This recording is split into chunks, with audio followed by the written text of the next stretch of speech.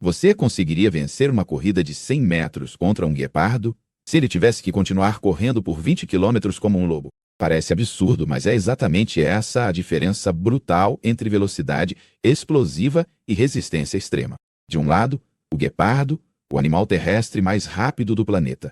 Do outro, o lobo, o maratonista incansável da natureza.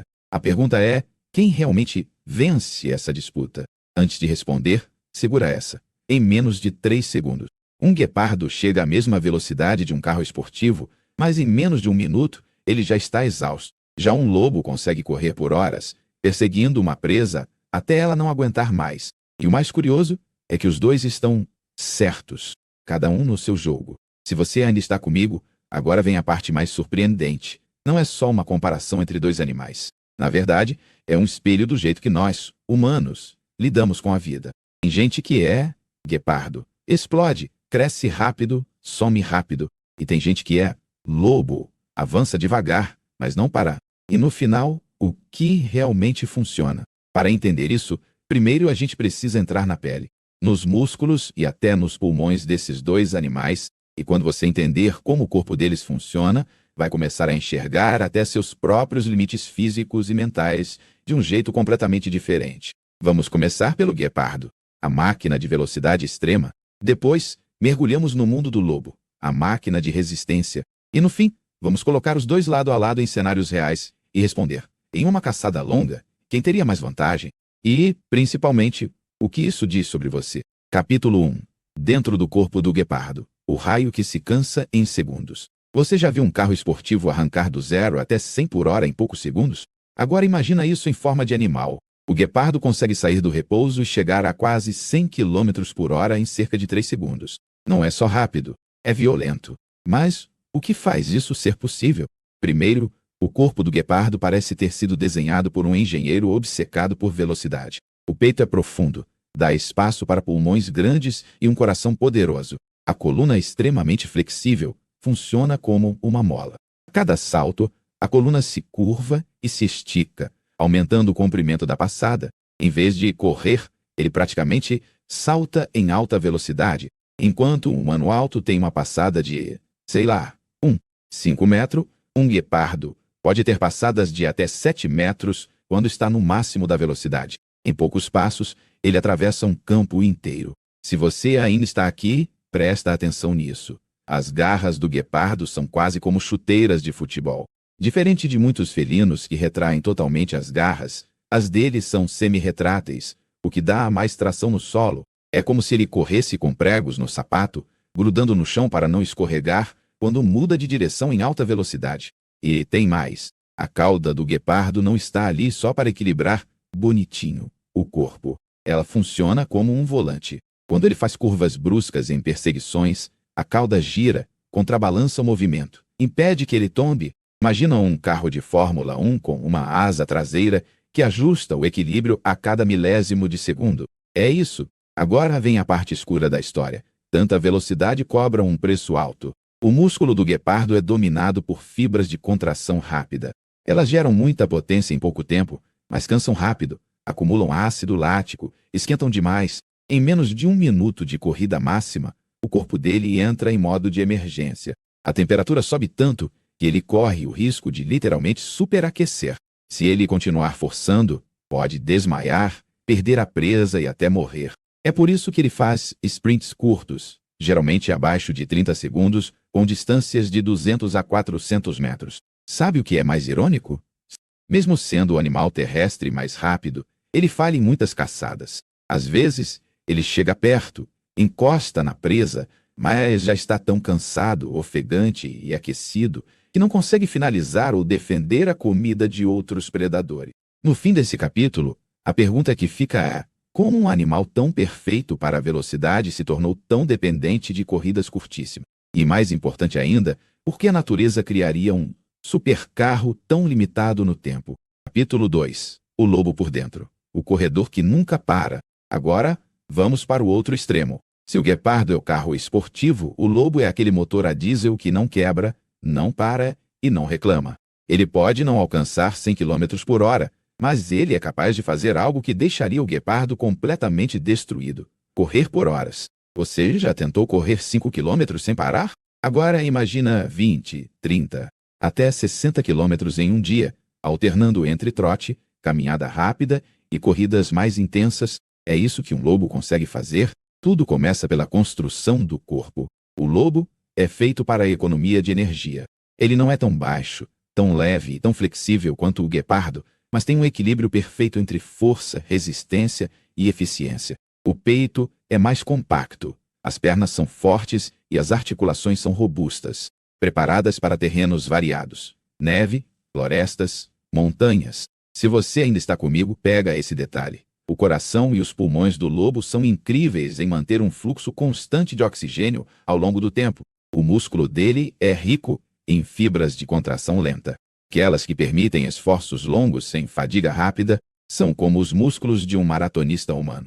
Enquanto o guepardo trabalha muito com explosão anaeróbica, que não depende diretamente de oxigênio, o lobo é o rei da via aeróbica, que usa oxigênio para transformar gordura e glicose em energia por longos períodos. Isso significa que, à medida que o tempo passa, o guepardo vai quebrando e o lobo vai só aquecendo. Outro ponto impressionante: a estratégia de caça do lobo depende totalmente dessa resistência. Em vez de um ataque rápido e isolado, ele trabalha em grupo, em matilha. Ele seleciona uma presa, geralmente um animal mais fraco, jovem, velho ou doente, e começa uma perseguição paciente. Não é um ataque cinematográfico como o do guepardo. É um teste de desgaste. Os lobos revezam posições, mudam de ritmo, cercam, forçam a presa a mudar de direção, a gastar energia. É como se dissessem: você pode ser mais rápido que eu agora, mas eu tenho tempo. Você não. Aos poucos, a presa cansa, perde coordenação, começa a ficar para trás. E aí o fim é previsível. Só que tem um detalhe curioso aqui que conecta os lobos com os humanos: a forma como eles regulam o calor. Lobos podem correr na neve sem congelar e também lidar com temperatura corporal alta sem entrar em colapso tão rápido quanto um guepardo. Eles têm um sistema de resfriamento mais equilibrado, principalmente pela respiração e pela circulação sanguínea eficiente. No final desse capítulo, fica uma questão cutucando: se o lobo vence pela resistência e o guepardo pela explosão, o que realmente é melhor na natureza? Ser o mais rápido por alguns segundos ou ser o mais constante por horas? E o que acontece se, em um mundo hipotético, colocarmos um guepardo e um lobo lado a lado em uma perseguição longa? Capítulo 3. Explosão vs maratona. Quem realmente vence? Agora chegou a parte que talvez você estava esperando desde o início. Se a gente pudesse criar um cenário neutro, uma espécie de corrida adaptada à natureza, o que funcionaria melhor? A velocidade absurda do guepardo ou a resistência implacável do lobo? Imagina uma presa em campo aberto. Distância inicial: 500 metros. O guepardo olha, calcula e pensa em termos de segundos. O lobo olha, calcula e pensa em termos de minutos ou horas. Com 500 metros, o guepardo está na zona dele. Ele acelera, atinge velocidade de 80 a 100 km por hora, fecha a distância em questão de segundos e tenta derrubar a presa antes do corpo esquentar demais. Se a presa der um vacilo, tropeçar ou perder equilíbrio, acabou. Já o lobo, nessa mesma situação, sabe que não é o forte dele. Ele até consegue correr rápido. Pode chegar a algo em torno de 50 a 60 km por hora em picos, mas não compete com o guepardo na arrancada. Em uma disputa de tiro curto, o lobo perde. Mas muda o cenário. Agora, a presa está muito mais distante. Digamos que a caçada exija perseguições de alguns quilômetros, com mudanças de terreno, subidas, descidas, barro, neve. Aqui, o guepardo simplesmente não entra no jogo. Ele não tem autonomia para isso. Se ele tentar, vai correr um pouco, parar, se esconder, descansar. Ele não aguenta longas perseguições. Se você ainda está comigo, aqui vem um ponto-chave. O guepardo é um especialista extremo. O lobo é um generalista resistente. Um é como um atleta de 100 metros rasos. O outro é um corredor de ultramaratona. E o que a natureza costuma favorecer a longo prazo? Especialistas brilham em condições muito específicas. Se tem savana aberta, presas rápidas e espaço para emboscadas curtas, o guepardo domina. Mas se as condições mudam, se a comida fica mais escassa, se o clima varia demais, o especialista sofre mais. O lobo, por outro lado, consegue se adaptar melhor a diferentes ambientes. Ele caça em grupo, come tipos variados de presas, migra longas distâncias. Ele não precisa ser o mais rápido, basta ser mais persistente que a presa. Um detalhe interessante: se você colocasse um guepardo e um lobo lado a lado numa prova de 20 quilômetros, com paradas, tentativas de caça, mudança de terreno, o guepardo teria explosões impressionantes, mas passaria a maior parte do tempo parado, se recuperando. O lobo, provavelmente, terminaria o percurso ativo, ainda caçando. No final desse capítulo, a pergunta que começa a ficar mais profunda é: se você fosse um animal da natureza, o que te daria mais chance de sobreviver? Uma habilidade explosiva que te torna imbatível em situações específicas ou uma resistência sólida que te permite continuar tentando, dia após dia? Capítulo 4. O preço oculto da velocidade e da resistência. Nem a velocidade do guepardo, nem a resistência do lobo vem de graça. A natureza não dá nada de presente. Tudo é trocado. E entender esses preços ocultos muda completamente a forma como a gente vê a vida desses animais. Vamos começar pelo guepardo. Para ser tão leve e rápido, ele abriu mão de muita coisa. Os ossos são mais finos e frágeis. Ele é menos robusto do que outros grandes felinos, como leões ou tigres. Em uma luta corpo a corpo, ele perde feio. Ele não é projetado para brigar. É projetado para chegar, derrubar rápido a presa e sair dali antes que outro predador maior apareça. Se você ainda está aqui, olha esse paradoxo. Mesmo sendo tão rápido, o guepardo está constantemente em risco de perder a caça.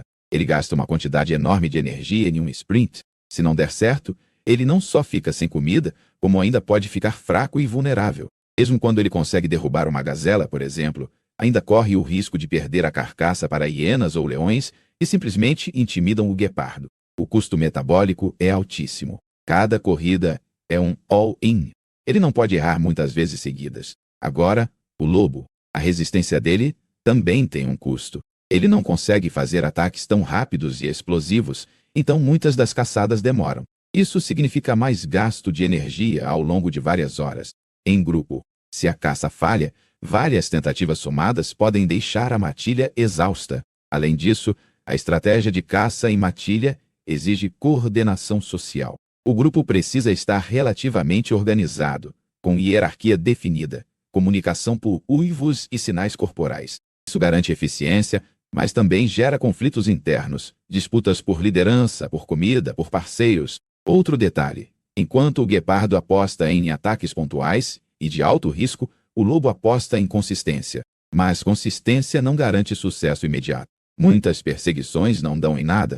A vantagem é que o lobo aguenta tentar de novo, e de novo, e de novo. O ponto central aqui é: a natureza não escolhe quem é melhor em termos morais. Ela escolhe o que funciona naquele ambiente, naquela situação.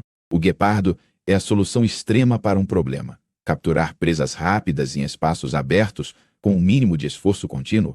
O lobo é a solução para outro problema.